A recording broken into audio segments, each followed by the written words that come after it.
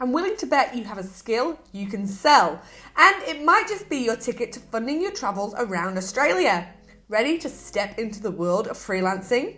In this video, I'll not only be showing you how you can figure out what your freelancing skill is, but I'll also be showing you how you can find freelance gigs and what you need to succeed.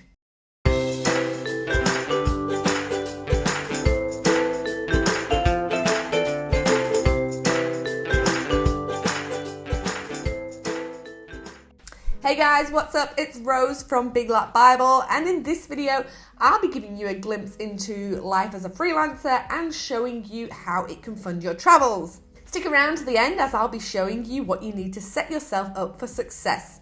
But first, what is a freelancer and what does the world of freelancing actually look like? Essentially, a freelancer is someone who performs tasks for a company or multiple companies, but is not hired as an employee.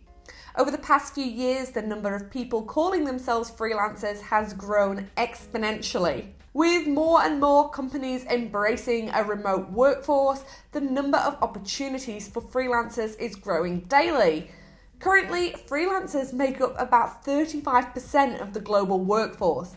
That's over 1 billion people worldwide. Personally, I have freelanced all my working life. Usually it was just for extra money whilst I worked a 9 to 5 somewhere else.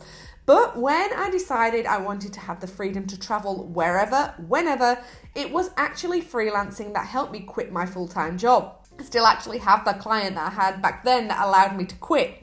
So what are the perks of freelancing? I like to think of freelancing as a good balance between a job and running a business. Like running your own business, you get the freedom to work when you want, but unlike running a business, there's not a whole load of working for free till it gets off the ground. Unlike a job, you get the security that you're going to get paid for what you do, but you can still be your own boss and set your own hours. It really is a super flexible solution for you to create a working life that works for you and your personal travel style. And it's this flexibility of freelancing that attracts many people, as well as the freedom to choose clients and your own workload. And talking of workload, if you don't want to work much one week but want a jam-packed week next week, you can make that happen. But as with everything, there are also cons. Many freelance gigs are one-offs, meaning that you have to be on the hunt for clients a lot of the time. You can get long-term clients, but they are fewer and far between, and they can sometimes make you feel like you're working in a normal job, which is what many freelancers are trying to avoid in the first place. And the flexibility that comes with freelancing isn't always a positive either. It can mean instability and uncertainty, and for some people that is just too stressful. Another thing that freelancers often have to watch is their workload that we've just talked about. Usually people take on whatever work they can get and have a hard time saying no, and that can lead to huge workloads that can affect travel plans. What skills do you need to be a freelancer? The term freelancer is so broad that there's not necessarily a specific skill you need to get a gig. Usually creatives will find freelancing work quite easily. If you're a graphic designer, writer, video editor, website designer or artist, your skills are always in demand. But that doesn't mean that you have to have a creative streak to succeed as a freelancer. Upwork is one of the world's biggest freelancer job platforms, so I headed over there to have a look at the available job types. I had a look through the categories and it gave a good insight as to what kind of jobs are available. On Upwork, the jobs are grouped into the following 9 categories: IT and development, design and creative, finance and accounting, admin and customer service, customer support, engineering and architecture, legal, sales and marketing, and writing and translation. And then under those, there are literally hundreds of subcategories. So think about what you're good at, what transferable skill you have, and what services you could offer.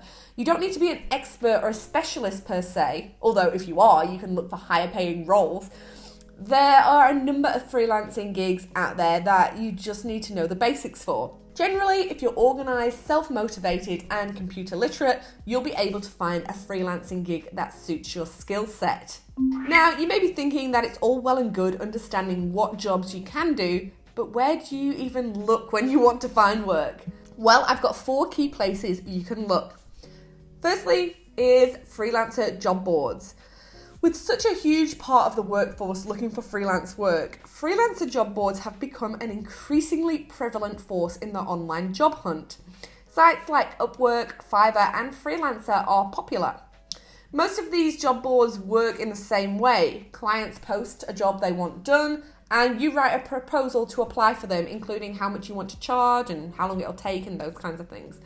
They can be for one-off projects or ongoing, and you can filter jobs according to your preferences, client rating, and so on. Fiverr is a platform that's a little different in that you essentially create a profile and then create products of your services to sell. For example, I will create a logo for you for $100, or I will find 100 leads for you for $50, or whatever it may be, and then the client actually purchases that from Fiverr and you get a percentage of it. This requires you to be a little bit more specific with what you want to offer, and it also means that you have to market yourself and your profile so clients can find you rather than the other way round. Personally, I've had great success with Upwork, and I really like it because it has a huge number of jobs posted every single day and seems to have a high caliber of clients. And when I say high caliber clients, I'm talking about companies who value your time and are willing to pay for what your service is worth. That said, with any freelancer platform, you'll always find people who want to pay ridiculously low hourly wages or project rates. And the other thing is you'll be competing against other freelancers in countries with lower hourly wages who will be more than happy to take the job. The second place you can find freelancer gigs is through outreach. Now, this is arguably a harder way to find work, as you basically need to try and convince companies they need you. Essentially, you're selling your service. This usually involves cold calling, cold emailing, or cold DMing businesses and brands to offer them something. Web designers, social media managers, and SEO companies usually find success with this method, but it's a little more difficult if you're offering services like data entry or virtual assistants, since many companies don't just decide they need to engage these services on a whim. While you're traveling, your outreach could simply be making an effort to ask those businesses you're visiting whether they need your help. Easy. Finally, you can find freelance work through networking. It's important to note that generally this is more of a slow burn, but opportunities you find through this method can be lucrative. When it comes to networking, you don't just have to go to business lunches, you can network online. Facebook groups are a great place to start, particularly business-focused ones. In these groups, you'll likely find people looking for help with one aspect of business or another, and you can potentially help them. When you're on the road, networking is a great way to pick up little gigs here and there. The more people you talk to, the more people you find who need your service. And while I'm by no means telling you that your big lap conversations should always be business focused, having some business cards on hand to give out when you've identified that the person you're talking to could actually use your help is a good idea. So now let's have a look at what you need to be a successful freelancer. Number 1, the dedication. Being a freelancer takes dedication.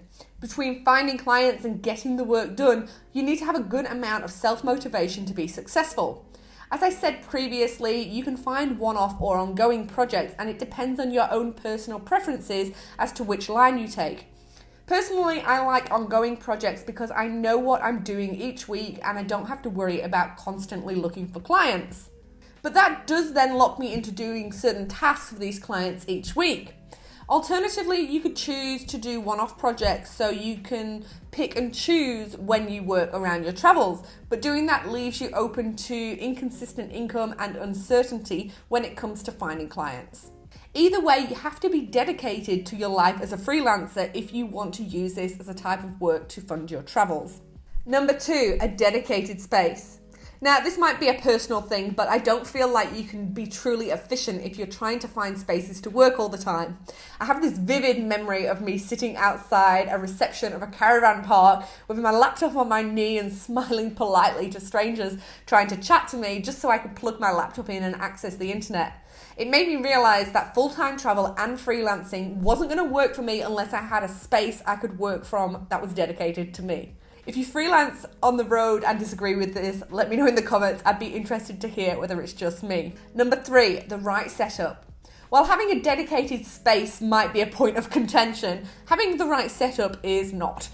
At the very least, you'll probably need a good laptop on which you can get your work done, but other things like a reliable internet connection, a comfortable working area, and any other tools you need to get your job done will set you up for success. And finally, you need the skills to pay the bills. As we've discussed, the skills you need for specific jobs will vary, but the skills you need to be a successful freelancer remain the same across the board. If you're self-motivated, driven, and have great time management and awesome communication skills, then freelancer life might be for you. Freelancing your way around Australia can be a great way to fund your big lap. The beauty is there's no right or wrong way to do it, just a right way for you. Whether you have one long-term client, multiple one-off clients, clients you pick up via networking, clients you pick up via outreach, or clients you pick up when you're chatting to someone in a country pub, the world of freelancing can be exactly what you want to make it. While it can come with some uncertainty and freelance-specific nuances, it can give you the most flexible way to make income whilst you're traveling. So does freelancing sound like it could be for you? Let me know by giving this video a thumbs up and make sure you subscribe so you get more tips and tricks about making money on the road. See you next time.